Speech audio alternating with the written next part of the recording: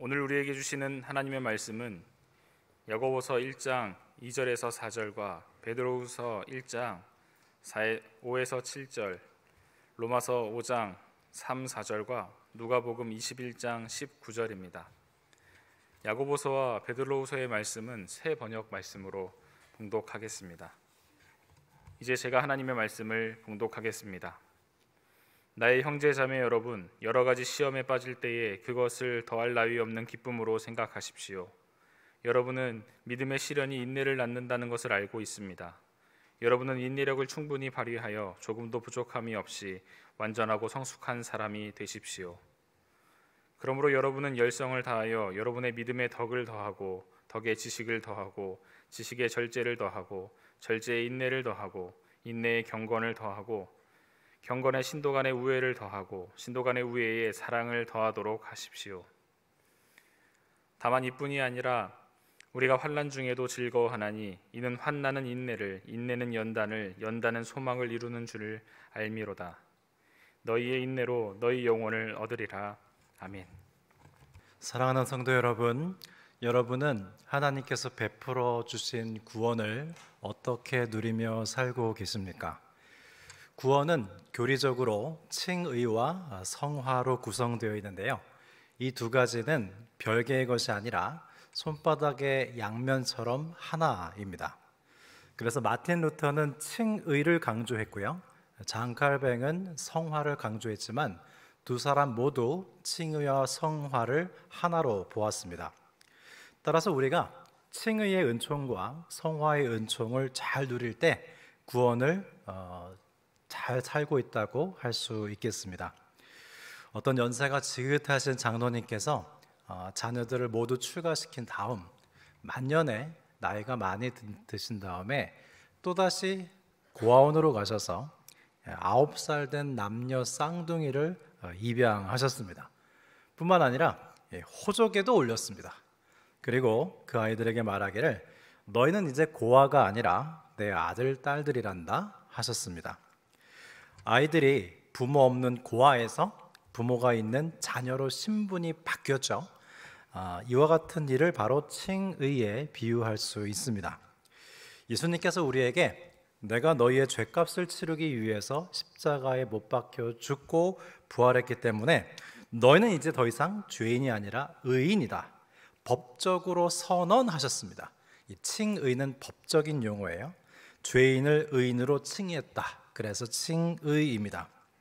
그래서 여러분, 우리가 칭의의 은총을 누리며 사는 방법은 어떤 경우에도 하나님의 자녀된 정체성을 가지고 살아가는 것입니다. 우리가 산호라면 때때로 시험에 실패할 때도 있고 사업에 실패할 때가 있는데요, 그럴 때에도 실패자로 살아갈 것이 아니라 여전히 존귀한 하나님의 자녀로서의 정체성을 가지고 살아가는 것이 구원을 누리는 것입니다. 아무리 중한 질병에 걸렸다고 해도 나의 진짜 정체성은 환자가 아닙니다. 여전히 존귀한 하나님의 자녀로서의 정체성을 가지고 살아가야 하는 것입니다. 일평생 남편의 병수발을 하시다가 마침내 남편을 천국으로 보낸 우리 여 집사님께 제가 이렇게 위로한 적이 있습니다. 오랜 시간 병수발을 했기 때문에 갑작스러운 남편의 소처는 그 여집사님의 마음을 정말 허전하게 했습니다. 여러 가지로 말로 위로를 하다가 비전을 좀 제시해 드렸는데요, 집사님 그동안 정말 수고 많으셨습니다. 집사님은 참 좋은 아내셨습니다.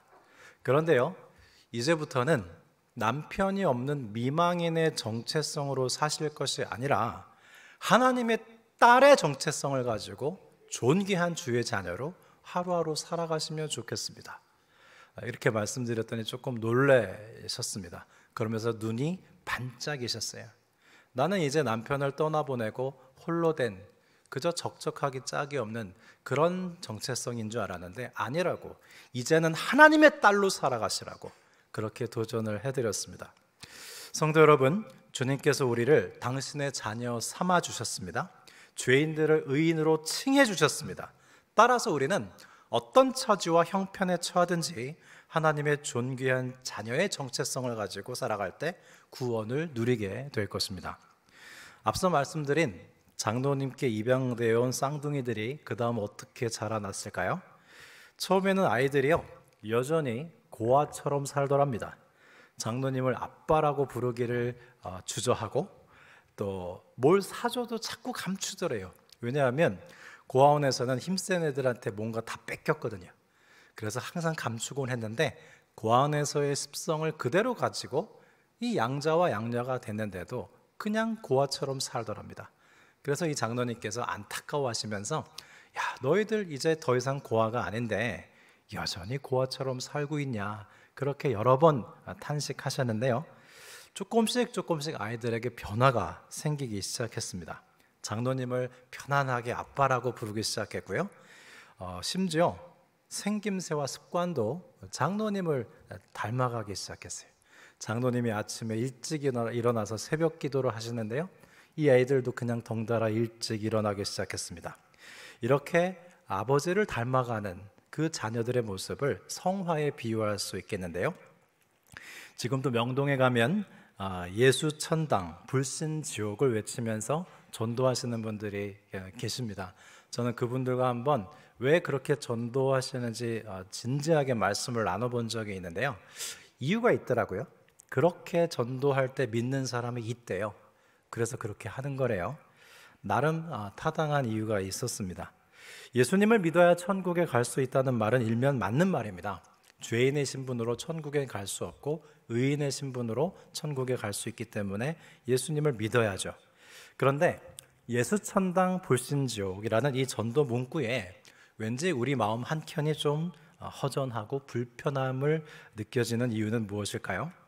구원의 또 다른 측면인 성화의 측면이 결여되어 있기 때문입니다. 이렇게 전도하면 어떨까요?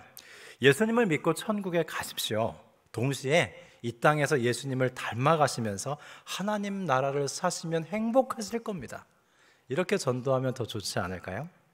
그래서 C.S. 루이스는 우리가 죽어서 천국에 갔을 때 천국 문턱에서부터 천국이 시작되는 것이 아니라 우리가 살아오는 내내 하나님 나라를 살았던 모든 순간이 소급돼서 천국이 된다고 했습니다.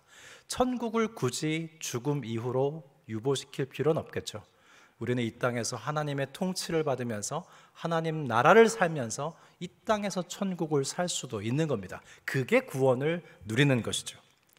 장로님께 입양된 아이들이 고아의 정체성을 버리고 자녀의 정체성을 가질 뿐만 아니라 아버지인 장로님을 닮아가며 진정한 자녀가 되었듯이 우리도 하나님의 자녀된 정체성을 가지고 예수님을 닮아갈 때 진정한 구원을 누리게 될 것입니다. 우리가 요즘 매주일 베드로 후서의 신성한 성품에 대한 말씀을 듣고 있는데요. 이 말씀은 신분의 변화를 말씀하는 칭의론이 아닌 예수님을 닮아가는 성화론에 해당하는 말씀이죠. 이제 5주차 접어들었기 때문에 거의 본문 말씀을 여러분이 숙지하셨을 것 같습니다. 오늘은 베드로 후서 1장 5절에서 7절 말씀을 세 번역으로 읽어드리도록 하겠습니다. 그러므로 여러분은 열성을 다하여 여러분의 믿음에 덕을 더하고 덕에 지식을 더하고 지식에 절제를 더하고 절제에 인내를 더하고 인내에 경건을 더하고 경건에 신도 간의 우애를 더하고 신도 간의 우애에 사랑을 더하도록 하십시오 그랬어요.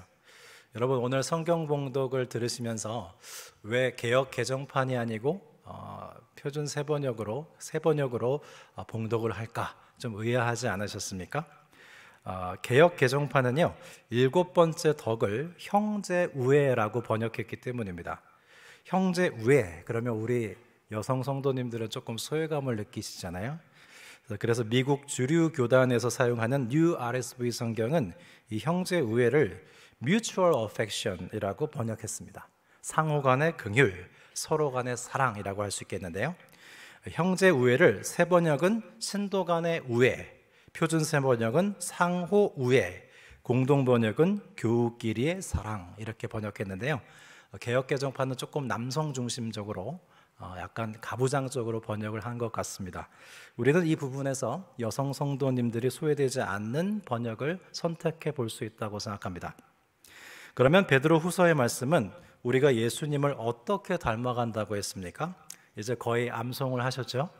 8가지 신성한 성품은 각각 따로따로 독창하는 것이 아니라 찬양대가 화음을 하나 둘 더해가는 것과 같다고 했습니다. 예수님을 닮아가는 일은 우선 하나님과의 관계인 믿음을 기초로 가능한 것이기 때문에 첫 번째 성품은 믿음입니다.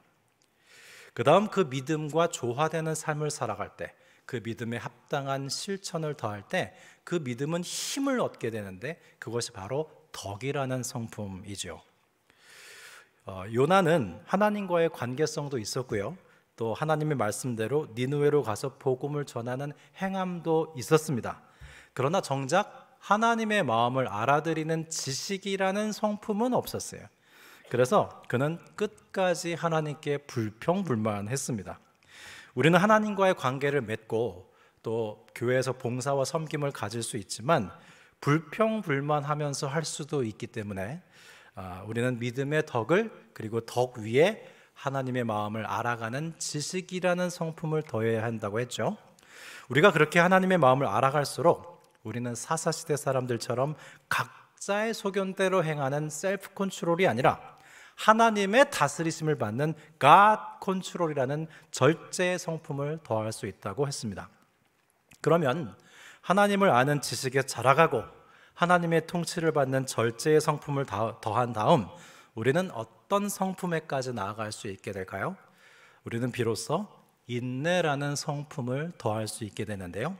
그러면 인내란 어떤 성품일까요? 우선 인내는 고통이나 순환을 전제하는 성품입니다. 만일 고통이나 순환이 없는 상황이라면 우리는 인내할 필요가 없겠죠. 그래서 로마서 5장 3절에서 4절의 말씀을 보면 다만 이뿐 아니라 우리가 환난 중에도 즐거워하나니 이는 환난은 인내를, 인내는 연단을, 연단은 소망을 이루는 줄 알미니라 그랬습니다. 우리는 아무 때나 인내하는 것이 아니고요, 환난 중에, 그리고 고생 중에 인내하게 됩니다. 혹시 환난 중에 인내하고 계신 우리 성도님들 계신가요? 지금의 시간은 단지 인내의 시간이 아니고요, 예수님의 인내의 성품이 우리 안에서 만들어지는 복된 시간입니다. 두 번째로 인내는 악한 일을 저지르기 위해서 참고 견디는 것이 아니고요, 선한 일로 인해서 오래 참는 성품이 인내입니다. 그래서 사랑장으로 잘 알려진 고린도전서 13장 4절을 보면 사랑은 오래 참고 라고 했습니다. 교만은 오래 참고, 시기 질투는 오래 참고, 악한 일을 꾸미느라 오래 참는 것은 인내라고 하지 않습니다. 야고보서는요 1장에서 인내를 권면하고요 3장에서는 말에 대해 권면하는데요, 왜 인내를 권면하다가 말에 대한 권면이 나오는지 아십니까? 악한 말을 하면서 하는 인내는 인내가 아니라는 겁니다. 불평불만하고 누군가에 대해서 악담을 하면서 참는 것은 그건 인내라는 덕으로 포함시키지 않습니다. 성경은 오직 선한 일로 참고 견디는 성품을 인내라고 합니다. 이 베드로후서 서신을 받아 읽는 당시 성도들은 어떤 상황이었냐면 예수님의 재림을 기다리고 있었거든요. 그런데 본인들이 생각하는 것처럼 예수님이 빨리 오시지 않는 겁니다. 재림이 지연되는 것 같았습니다. 그런 가운데 거짓 선생들이 등장해서요, 재림이라는 건 없으니까 우리가 도덕적으로 윤리적으로 고결하게 살 필요도 없다, 이런 거짓 가르침을 가르쳤습니다. 그런 상황에서 사도 베드로가 당시 성도들에게 예수님의 재림을 준비하는 데 있어서 인내해야 합니다 라고 편지를 쓴 것이 바로 우리가 보고 있는 베드로 후서입니다. 세 번째로 인내는 소망과 관련이 깊은 성품인데요, 여러분 아기를 임신하신 임산부 성도님들을 보면 고생이 이만저만이 아닙니다. 감기가 걸려도 감기약을 먹을 수 없고요, 그 좋아하던 커피도 마실 수 없어요. 입덧은 또 얼마나 고통스러운지요. 제가 아는 어떤 임산부 성도님은 입덧을 하시는 중에 아무 음식도 드실 수 없고 지금 탄산음료만 드실 수 있다고 하더라고요. 또 어떤 임산부 성도님은 6개월 동안 앉아서 주무셨습니다. 상상도 안 가더라고요. 아이 때문에, 아이의 건강 때문에 아이가 쏠릴까 봐 6개월 동안 앉아서 주무셨대요. 그런데 여러분, 임산부 성도님들이 어떻게 이렇게 인내할 수 있는 거죠? 이제 10개월이 차면 너무나 예쁜 아기가 태어날 거란 말이에요. 그 소망이 있기 때문에 고생 가운데 인내할 수 있는 겁니다. 우리 군대 간 아들들은 어떤 소망 가운데 군대 생활을 인내하고 있을까요? 아무리 힘들어도 국방부식에는 간다. 대대할 소망이 있기 때문에 군대 생활을 인내할 수 있는 거죠. 수험생들에게 있어서 오늘 같은 5월 날씨는 참 잔인한 날씨입니다. 날씨가 너무 좋고 놀러 가기 딱 좋은데 수험생들은 그럴 수가 없죠. 그러나 수험 생활을 마치면 원하는 좋은 학교에 진학할 수 있다는 소망, 원하는 좋은 직장에 입사할 수 있다는 소망 때문에 지금의 수험 생활을 인내할 수 있는 것입니다. 이처럼 인내라는 성품은 선을 위한 환난과 고생 중에 형성되고요, 소망 가운데 우리 안에 만들어지는 성품입니다. 그러면 만일 우리가 인내하지 못하면 어떻게 될까요? 수년 전에 제가 아는 후배 목사님이 영국으로 박사 공부를 하러 유학을 떠났습니다. 몇 개월이 지난 다음에 안부를 묻는 이메일을 주고받았어요. 그래서 어떻게 잘 지내고 있냐고, 공부는 재미있냐고 물어봤더니요, 이 목사님께서 너무 힘들다는 거예요. 그래서 공부가 힘든 줄 알았습니다. 근데 공부도 힘들지만 더 힘든 거는 모든 게 느려서 힘들대요. 리포트를 쓰기 위해서 책을 인터넷으로 주문했는데요, 3개월 만에 왔답니다. 우리는 당일 배송인데요. 그 외에도 모든 게 한국에 비해서 다 느리대요. 그렇게 느릴 수가 없대요. 그래서 힘들다고 하는데, 제가 가만 생각하다가 영성적인 격려를 좀 해드렸어요. 목사님, 영국의 리듬이 하나님의 리듬에 더 가깝습니다. 한국은 너무 빨라요. 우리는 오늘 기도해서 내일 응답 없으면 응답 없다고 생각하고 내 마음대로 해버려요. 하나님의 응답이 택배입니까? 어떻게 하루 만에 옵니까? 근데 영국은 모든 게 늦어요. 그게 하나님의 리듬에 더 맞습니다. 여러분, 장례식도요, 너무 빨리 끝납니다.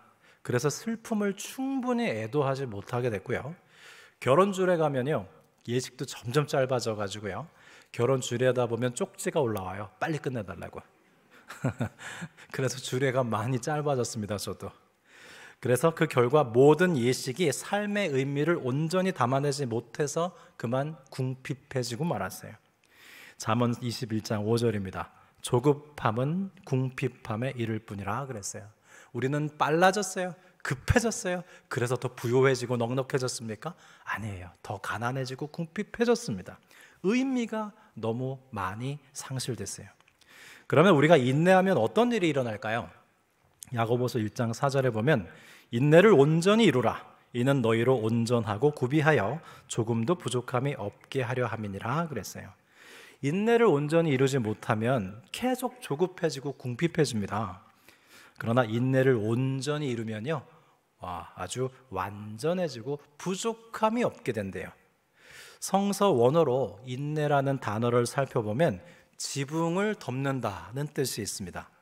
이제 집을 짓다가 거의 다 완성됐어요. 지붕만 얹으면 돼요. 그런데 안타깝게도 많은 분들이 지붕을 얹는 부분에서 포기합니다. 가끔 산에서 사람들이 조난을 당하는 경우가 있는데요, 대부분 조난당한 사람들은요, 조난당한 그 자리에서 죽는 경우는 거의 없고요, 대부분 마을 가까이 내려와서 발견된다고 합니다. 그 이유는 이 조난당한 사람들이 마을 가까이 거의 다 오긴 온다는 거예요. 그러나 대부분 마을 가까이 도착해서 무슨 생각을 하냐면, 난 이제 희망이 없다. 그리고 포기해버리고 죽음을 맞이한다는 거예요. 그래서 전문 산악인들은 구호를 하나씩 줍니다. 30분만 견뎌라. 조난당했을 때, 모든 것이 다 끝났다고 생각했을 때 30분만 견뎌라. 이것은 수치상으로 30분만 견디면 된다는 것이 아니라 포기하지 않고 인내하기만 하면 살 수 있다는 뜻입니다. 전문 상담가들에게 이따금씩 심각한 상담을 하러 찾아오시는 분들이 있는데요, 삶이 너무나 고단하고 힘들어서 내 자신 스스로 자신의 목숨을 포기하겠다고 찾아오는 분들이 계시답니다. 그럴 때요, 상담가들이 하나같이 하는 말씀이 있어요. 더도 말고 덜도 말고 하루만 더 살아봅시다. 그런데요, 당장 죽겠다는 사람에게 무슨 위로의 말이 있겠습니까? 근데 이 말을 꼭 한대요. 더도 말고 덜도 말고 선생님, 하루만 더 살아봅시다. 그런데 정말 신기한 것은요, 하루만 더 살면은 하루 이틀을 더 살 소망이 생긴다는 거예요. 그래서 누가복음 21장 19절은 말씀합니다. 너희의 인내로 너희의 영혼을 얻으리라. 사랑하는 성도 여러분, 우리가 인내하면 우리의 영혼을 얻게 될 것입니다. 앞서 인내는 환난을 전제한다고 말씀드렸는데요, 로마서 5장 3절에서 4절을 다시 보시겠습니다. 우리가 환난 중에도 즐거워하나니 환난은 인내를, 인내는 연단을, 연단은 소망을 이루는 줄 알미로다 그랬는데요, 우리는 환난 중에 인내한다고 했죠. 그런데 인내할 때 무슨 일이 일어나냐면 연단이 일어난다는 거예요. 여기서 연단은 성품을 의미합니다. 성품은 두 가지가 있는데요, 하나는 캐릭터가 있고 또 다른 하나는 퍼스널리티가 있어요. 캐릭터는요, 연기할 수 있는 성품입니다. 반면 퍼스널리티는 변치 않는 내 존재가 되는 성품이 퍼스널리티예요. 그런데 우리가 환난 중에 인내할 때 퍼스널리티라는 변치 않는 성품이 우리에게 만들어지는 거예요. 그런데 이 연단된 성품이 소망을 이룬다고 말씀합니다. 이게 무슨 뜻일까요? 여러분, 하나님께서요, 우리에게 소망을 주실 때 우리가 그 소망을 당연하게 여길 때가 있어요. 당연하지. 나한테 소망이 있는 건 당연한 거 아닌가? 그리고 하나님께서 우리에게 소망을 주실 때 그 소망을 부여잡지 못하고 그냥 흘러가게 할 수도 있습니다. 환난 가운데 있을 때 소망이 귀하지, 평탄할 땐 소망은 너무나 당연하고 귀하지 않거든요. 그런데 그 소망을 붙잡고 내 안에 담게 해주는 성품이 바로 연단이에요. 환난 중에 인내하면서 연단이라는 퍼스널리티라는 성품이 만들어지면 하나님께서 주신 성품을 붙잡고 그것으로 우리 안에 담게 한다는 것입니다. 사랑하는 성도 여러분, 지금 여러분들은 어떤 일로 인해서 인내하고 계십니까? 단지 인내하는 시간이 아니고요, 하나님께서 우리를 연단하시는 가운데 소망을 넣어 주실 것입니다. 출애굽기를 보면 하나님께서 이 출애굽한 이스라엘 백성에게 가장 큰 두 가지 선물을 주세요. 그게 뭐냐면 하나는 십계명이고 또 다른 하나는 성막입니다. 십계명은 이 400년 동안 노예로 살던 사람들을 자유케 해주는 계명이죠. 그리고 성막은 뭐냐면 이스라엘 백성들이 40년 동안 광야를 횡단할 때 하나님께서 그들의 진중에 함께 텐트 치고 거해 주시겠다고 하나님이 거하실 처소를 주신 게 성막입니다. 너무나 좋은 선물이고 중요한 선물이죠. 그런데 여러분, 하나님께서 모세를 시내산 위로 부르셔서 40일 동안 이 두 가지 선물을 주시는 동안 이스라엘 백성들이 뭘 했는지 아십니까? 하나님을 배신하고 금송아지 우상을 만들어 섬겼습니다. 이 모세가 40일 동안 보이지 않자 불안해가지고요, 하나님이 우리를 떠나셨나 보다. 그리고 우상을 만들어 섬겼어요. 그래서 하나님께서 주신 가장 값진 선물을 받지 못할 위기에 처하게 됩니다. 성도 여러분, 지금 우리에게 아무런 일도 일어나지 않는 것 같아도 하나님께서 나에게 아무런 은혜도 주시지 않는 것 같을 그 순간에 하나님께서는 우리에게 가장 좋은 선물을 준비하고 계실지도 몰라요. 그것을 기억하시면서 인내하시기 바랍니다. 그렇다면 여러분, 우리는 어떻게 인내할 수 있을까요? 누가복음 1장에 하나님께서 제사장 사가랴에게 이 아들을 주시는 장면이 등장합니다. 천사 가브리엘이 이 제사장 사가랴가 분향할 때 너에게 아들이 있을 것이다 그래요. 그 아들이 바로 세례 요한이죠. 근데 이 사가랴의 반응이 독특합니다. 초자연적인 천사 앞에서 자기에게 아들이 있을 거라고 하면 그런 줄 알면 되고 감사하면 될 텐데, 이 사가랴가요, 말도 안 된다는 거예요. 아니, 우리가 이렇게 늙고 나이 들었고 지금까지 자녀가 없었는데 어떻게 자녀가 있겠냐고 계속 부정적인 말을 합니다. 그래서 이 천사 가브리엘이 어떻게 하는지 아세요? 사가랴를요, 잠시 벙어리로 만들어버려요. 처벌을 하고 벌을 내린 게 아니에요. 지금 네 앞에 복된 소식이 다가오고 있는데 부정적인 입술은 그만 다물어라. 그리고 복된 소망의 소식에 두 귀를 활짝 열어라. 그게 인내하고 기다리는 자의 자세로서 합당한 자세라는 겁니다. 그래서 성도 여러분, 우리가 인내하고 있다면 하나님께서 우리 안에 예수님을 닮은 인내의 성품을 만들고 있는 그 순간이라면 우리는 불평불만하는 입술을 닫고 소망의 말씀에 귀를 열며 그런 자세로 인내해야 하는 것입니다. 인내하면 떠오르는 성경 인물은 단연 노아죠. 노아는요, 하나님의 명령을 듣고 산 꼭대기에서 무려 120년 동안 방주를 만들었습니다. 여러분 생각해 보십시오. 커다란 배를 만드는데 바닷가에서 만들어야 되는 거 아니에요? 근데 이제 홍수가 올 것을 하나님이 말씀해 주셨기 때문에 아라랏 산 꼭대기에서 방주를 120년 동안 만드는데 사람들이 다 미쳤다고 비웃었습니다. 그런데 어떻게 노아는 120년간 인내하며 방주를 만들 수 있었을까요? 그는 하나님과의 관계 속에서 계속해서 하나님의 약속과 명령을 공급받았기 때문에 그렇게 인내하며 120년간 방주를 만들 수 있었습니다. 저는 치악산 정상에 올라갔었던 적이 있었는데요. 그날 저는 치악산 정상에 올라갈 줄 모르고 올라갔습니다. 아무런 준비도 없이 제가 부목사 때 담임 목사님이 치악산 정상에서 우리를 부르신다는 얘기를 듣고 올라갔던 적이 있었어요. 근데 올라갔는데 안 계시더라고요. 근데 이 악자가 들어가는 산은 여러분 굉장히 험준한 산입니다. 이 설악산, 치악산, 이 악자가 들어가는 산은 아주 험준해요. 그래서 올라가는 내내 풍경 아름다운 뭐 이런 거 본 거 없고요.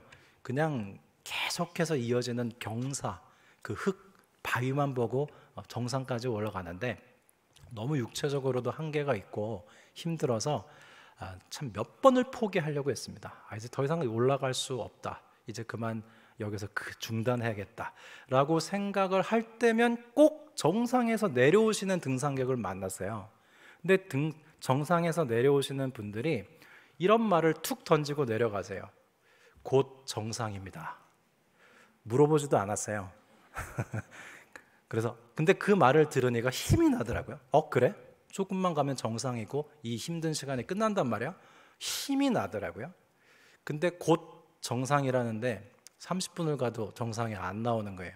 그래서 이제 또 진짜 포기해야겠다. 또 그때 정상에서 내려오시는 분들을 만나요. 그분들도 묻지도 않았는데 말을 해줍니다. 조금만 가면 정상이라는 거예요. 그래서요, 이제 조금만 가면 진짜 정상인가 보다. 그리고 정상까지 올라갔다는 거 아닙니까? 제가 이거를 몸으로 묵상했기 때문에 아직도 깊이 기억하는데요.